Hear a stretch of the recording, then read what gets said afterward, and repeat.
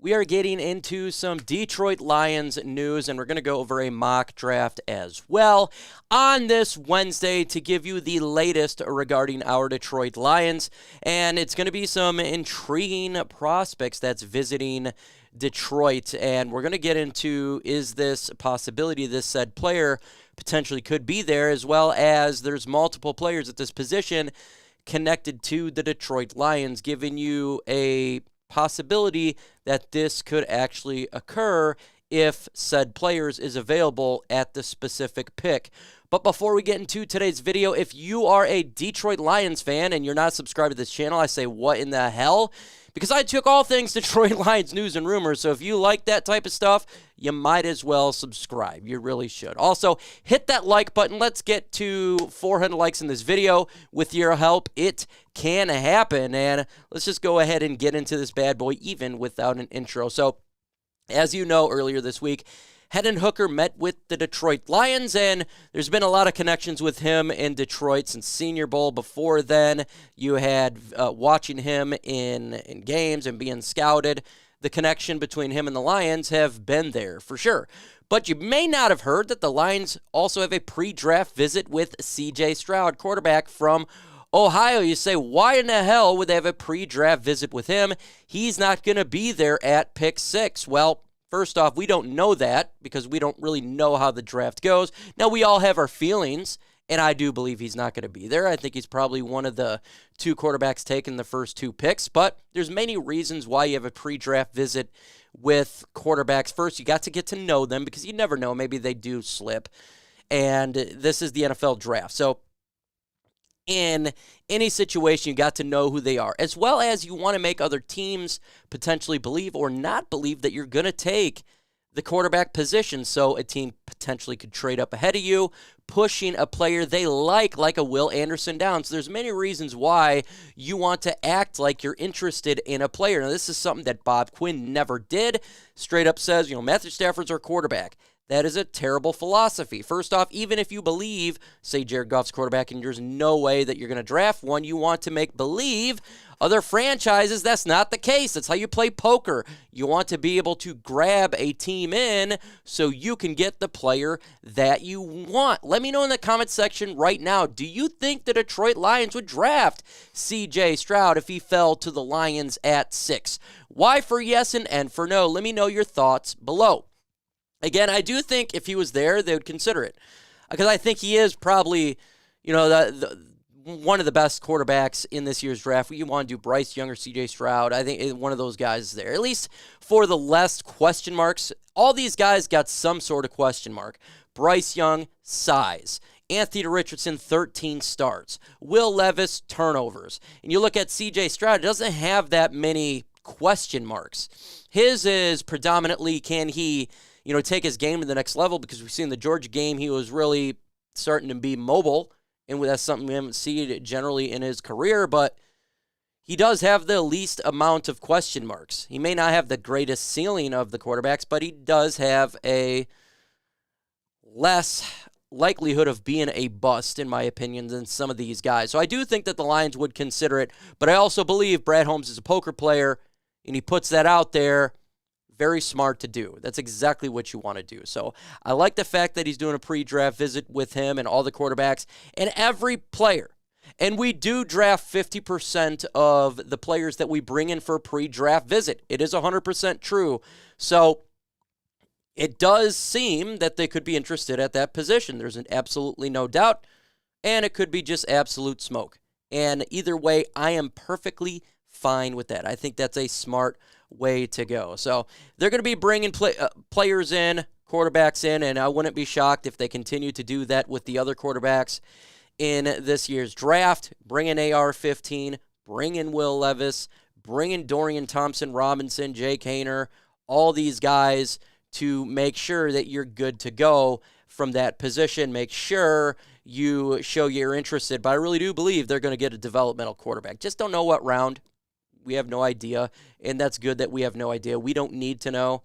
We don't need to know what they're going to do, because if we know what they're going to do, that means the people in the front office and other teams probably know what they're going to do. Let's go ahead and go into all Lions fan nation here. 7-round mock draft. Love going over the mock drafts. We talk about it all the time to see the routes these people think the Lions are going to go, see the trends and all that. So this one came after the Jeffrey Okudah trade, and they got round 1 going Devon Witherspoon, the cornerback out of Illinois. I do think it's possible. I don't think it's probable. I think it's possible.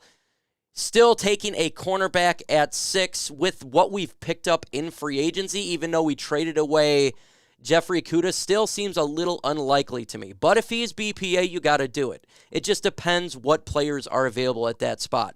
If Tyree Wilson, Will Anderson is gone, then yeah, I think Devon Witherspoon absolutely should be in consideration there because you got to go BPA pretty much regardless of position. I love Devon Witherspoon. I think we all do. His physicality that he brings, he would be absolutely great for this Lions defense, and I just want to see the player at 6 contribute like Aiden did. I want to see a player that you're drafting this high contribute all the time. And I just don't know that would be the case if you take a cornerback because you have the corners that you picked up in free agency. I just want to see more of an impact from the 6th pick in the draft. But if they take him, by all means, go ahead and do it if he's BPA. So I love Devon Witherspoon. This would be a sound pick for sure. Let me know in the comment section, grade this selection A, B, C, D, or F. Let me know in the comments below. Let's continue on here with the 18th pick. They got going here is Calijah Kancey from Pittsburgh. We've talked about him many times. I think this is a realistic selection. Very possible if he's there. We need help at interior defensive line. He is the prototypical DT opposite of Aleem McNeil, the lighter weight guy, the faster, go after the quarterback type of quarterback. So I think that if he's there, it's very possible the Lions draft Calijah Kancey. It's a need. He's a damn good player. Brad Holmes liked Aaron Donald. Not saying he's Aaron Donald, but physically he's very close to Aaron Donald. Not saying he is, though. I mean, Aaron Donald is a league of his own, but just of the potential of the size-wise, what he looks like physically. He's a type of player like that, like a Deshaun Hand without being injured all the time. So I think it's very possible the Lions take Calijah Kancey if he's there, and it'd be a sound pick. So far, not bad at all. Continue on here with this mock draft here. Jack Campbell, linebacker. Absolutely love this selection. We need help at linebacker. Jack Campbell would be in a stunning player for the Lions to get here. Jack Campbell would immediately make this defense sound. You would have probably the best linebacker on your football team. It'd take a little bit of time because he is a rookie, to get in there and acclimated, but he would have the highest ceiling for sure out of everybody. He'd be your future LB1, your Mike.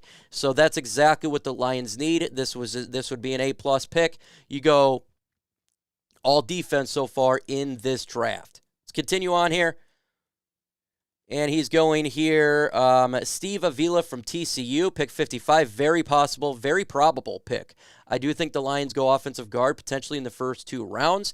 Steve Avila would be a fabulous pick there at pick 55. Immediate starter. He would be competing. I think he could beat out Big V if even Big V's healthy. I think he can easily would beat out Graham Glasgow. That is the type of player that he is. Avila would be fantastic. This offensive line would be ridiculous. Instantly put him in there, and this would be a day 1 starter because I do think he would beat them out. I do. That's my personal preference. I love Avila. He is a round 1 type of prospect, but since it's a guard, he falls to the 2nd round. That's what happens at the guard position. Let's continue on here in round 3. They're going Jayden Reed from Michigan State. Getting yourself a wide receiver here. Again, I think they do go wide receiver. I'm just debating on what round would they go after going Marvin Jones, because it's going to be quite difficult to compete now with the amount of talent they have at the wide receiver room. I'd like Jayden Reed on this football team, and I'm not a homer type of guy, folks. As you know, I am not a Michigan fan or Michigan State fan or any of that. I'm an Oregon Duck fan. I don't care about where somebody goes to college. I just want the best player available, and I'd be with his speed and the versatility that he brings. He can play on the outside in the slot. I think it'd be a good piece to the Lions offense. It would just depend, who's out there. I think Quintez Cephas would be done. if you were to go Jayden Reed here, that would be in the mix there for probably wide receiver 6 for sure. So I think that would be something they have to talk about, and I'm fine with that. Look, you draft BPA, and even if you got a plethora at that position, you just do it here. Quarterback Dorian Thompson-Robinson, round 5. I've had him many times in my mock drafts. I think this is a realistic target for the Detroit Lions. 5th-round prospect. He jumped to the 5th round after this offseason. He was a 7th-round prospect. I do think he goes in the 5th round here, and I think he's a perfect developmental quarterback, and he brings a different element to the quarterback room, that mobile type of quarterback. So you develop him. He ends up being QB2. If the Lions don't get Teddy Bridgewater, I think he does beat out Sudfeld at some point, and you can utilize him in many different ways to help the defense out against quarterbacks that can run. I like his upside. He's got a high ceiling. He does. He's raw, and he's not ready right now, but that's what happens when you get a developmental quarterback. I like him quite a bit. I do. He's getting touchdowns on his legs, get touchdowns in the air, and he's got the nice size and stature. I love to get DTR. I think he'd be a great pick in round 5. Let's continue on here. They're going here, edge Mike Morris from Michigan. They have him in round 5 at 159, 6'5", 175 pounds. This guy is a round 4 prospect, in my opinion. And, you know, he's a little bit of a tweener. I think you can be versatile with him. He's not ready to play, but just like we used with James Houston, you would get him in specific downs, specific plays. So you wouldn't need him in an every down type of guy. And I think this would be a really good pick because I do think he's a round 4 prospect, more in the round like 110 range in the draft. So if you get him at 159, that would be a good pick. And again, I don't care about where you go to college. I only care about getting it done. So this could be that James Houston type selection. Let's continue on here. Going running back, Mohamed Ibrahim. And I think this is exactly where he goes. He's a little bowling ball type of player, shorter, thicker. I think he'd be a down 3 type of running back. He doesn't have blazing speed. He's a tough tackler, and I think he's good at protecting the quarterback. So this would be a guy to compete with, probably more of Jason Kabinda type of thing here, or it's to be that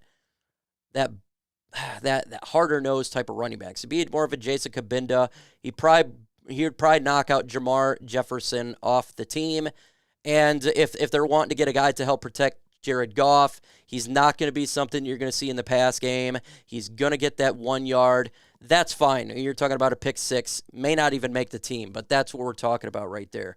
Let's continue on here with linebacker Mohamed Diabate. I'm destroyed his name there. That he's around exactly here. A 194, probably wouldn't make the team. Not really good player, developmental guy. Maybe throw him on the practice squad. So that's what we got here for these mock drafts. I honestly think it's a pretty damn good mock draft here. I'll give it an A-. I like the idea that they went 3 defense and a guard instantly, then going DTR for a backup quarterback. I like that idea. At getting developmental edge too. So I think it's a good quarterback or a good mock draft. Let me know in the comment section. Grade this mock draft A, B, C, D, or F. We got videos dropping every single day. Make sure you hit that subscribe button, that like button, and notification bell. With that said, folks, adios. Yeah.